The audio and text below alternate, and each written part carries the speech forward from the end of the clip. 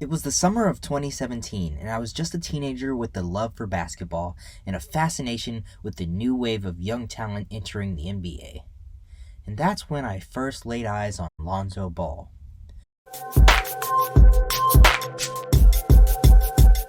The way he moved on the court, the precision of his passes, and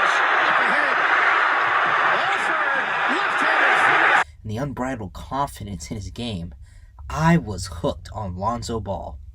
I started following his every move, watching every game, and reading every article about him.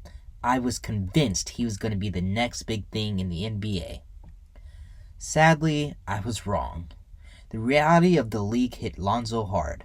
Triple-doubles and accolades in college didn't translate to immediate success in the pros. Critics and fans alike began to question him being the number 2 overall pick, especially after his father's antics and boisterous claims. Lonzo was the best player in high school. Right. He was the best player in college. You think he'll get to the pros and be like, I made it to the pros, now I can be average. Right. We're coming for everybody. He's not even the best rookie on his own team. If I were Lonzo Ball and LeVar Ball and the big bowler brand, I'd be worried about him getting an invite to the rookie sophomore game. He's not a dominant player. Like, he is strictly, and to think that he was the best talent in the draft, he's a role player. Your boy, Lonzo Ball, your man that's going to bring King James to Los Angeles, he's a bust. Yeah. You should care about he can't get to the free throw line. They leave him open. They dare him to shoot. They say, I dare you. The coach taking guys out the game if they guard him.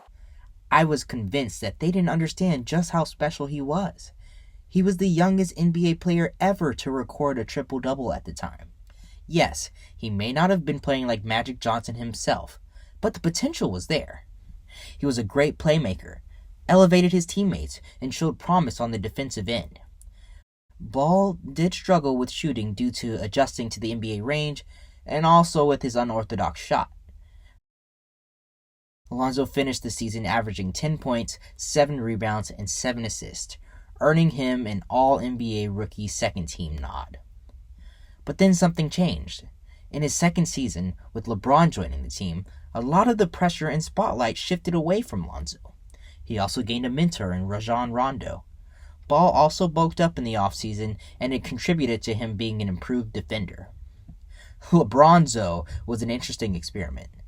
The two had some chemistry, and LeBron raved about Lonzo's IQ and passing ability. Well, that's a great pass to LeBron James. Like I said, there's a reason why you're open. Exactly.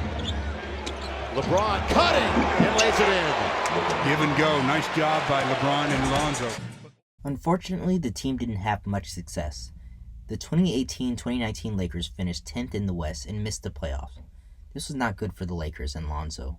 LeBron was in town, and that meant the Lakers needed to be competitive. We got breaking news into SportsCenter. We do. I think the NBA offseason has become more interesting than the NBA regular season, and this is the biggest one of all. The Pelicans have agreed to finally trade Anthony Davis to the Lakers. Now, here's the compensation package. Everybody's wondering, what would they give up? Lonzo Ball, Brandon Ingram. Remember, Ingram has the blood clots in his arm, so that's an issue. Josh Hart, and 3 first-round picks, including the number 4 overall pick in the 2019 draft, which will air this Thursday on ESPN. That league sources tell ESPN. I wasn't sure how I felt about Lonzo being traded. A little betrayed. I thought Lonzo would be a Laker forever, honestly. But then I remembered something magical happened a few weeks earlier. And that means that the number 1 pick in the 2019 NBA draft goes to the New Orleans Pelicans. You see, outside of the NBA, all the talk of college basketball revolved around one man. Williamson comes up with the steal, and here he goes. Who sees a seam. I was so excited about the potential of Lonzo playing with Zion Williamson, Drew Holiday, along with former teammate Brandon Ingram. I thought the future looked bright for Lonzo's new team. Lonzo spent most of the offseason recovering from an ankle injury that shut him down early the previous season. Ball also spent extensive time working on fixing his jump shot with the Pelicans' assistant coach Fred Vinson, and continued to do so throughout the season. Of course, there were some ups and downs this season with Lonzo working back from injuries, getting accustomed to a new coach, and figuring out how to fit in with new teammates. Following a short offseason of only 72 days, Lonzo entered this season the healthiest he had ever been. I also had a new team to follow as Michael Jordan and the Hornets drafted Lonzo's younger brother LaMelo into the league. If that wasn't motivation enough, it was a contract year for Lonzo, and he needed to continue to build upon his previous season in order to get paid. Throughout the season, Lonzo continued to show how much improvement as a shooter, playmaker, and also a defender he was. Under new head coach Stan Van Gundy, Lonzo was also placed into more of a 3-and-D role, as Van Gundy allowed Zion and Ingram more freedom with the ball and more playmaking responsibilities. Lonzo's improved shooting and playmaking abilities were on full display during the 2020-2021 season. He shot a career-high 37.8% from three-point range and set a new career high in assists per game at 6.1. Rather D'Angelo Russell. Zion! I don't want to pass. That is almost a full-court lob. His defense was also a crucial part of the Pelicans' success, as he averaged 1.5 steals per game and often guarded the opponent's best perimeter player. I was a proud Lonzo fan. With his shooting catching up to his elite playmaking, he was finally beginning to show the talented floor general I always knew he could be. At times, Lonzo's up-tempo playstyle sometimes clashed with Van Gundy's slower-paced offense. Zion and Ingram had the ball in their hands more, which would sometimes result in Lonzo being less involved in the offense. As the trade deadline approached, there were many rumblings of Lonzo being moved somewhere else. Teams like the Knicks and the Bulls were rumored to be very interested in trading for him.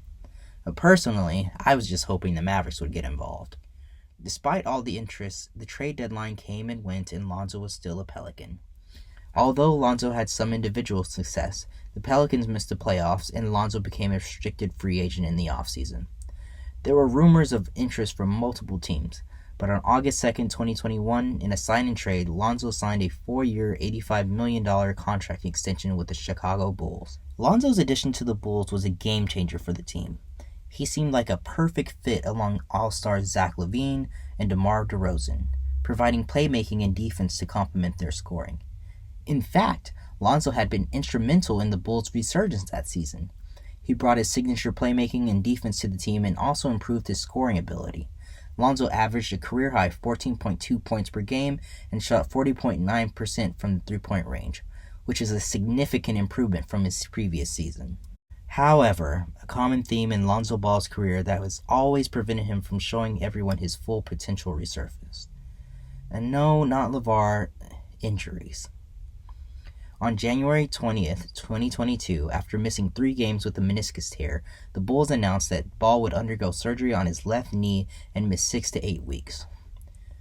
Little did I know that minor setback wouldn't be so minor. Lonzo underwent surgery in March of 2023, causing him to miss out on a significant portion of the 2023-2024 season. As I reflect on Lonzo Ball's journey from the summer of 2017, when I first became captivated by his game, to the ups and downs he faces in the NBA, and his eventual arrival with the Chicago Bulls, one thing remained clear: Lonzo's resilience and determination have always defined him.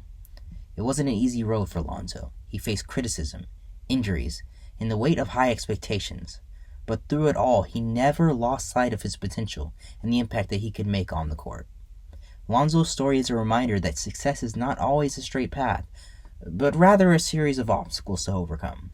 As a fan, I've been privileged to witness Lonzo's growth and development, from his early days in the league to his resurgence with the Bulls. I've seen him evolve into a talented floor general I always believed he could be. And Lonzo's passion for the game, his commitment to continuous improvement have always been an inspiration to me and countless others. Lonzo, thank you for inspiring me and reminding me that no matter what the setbacks, with dedication and belief, anything is possible.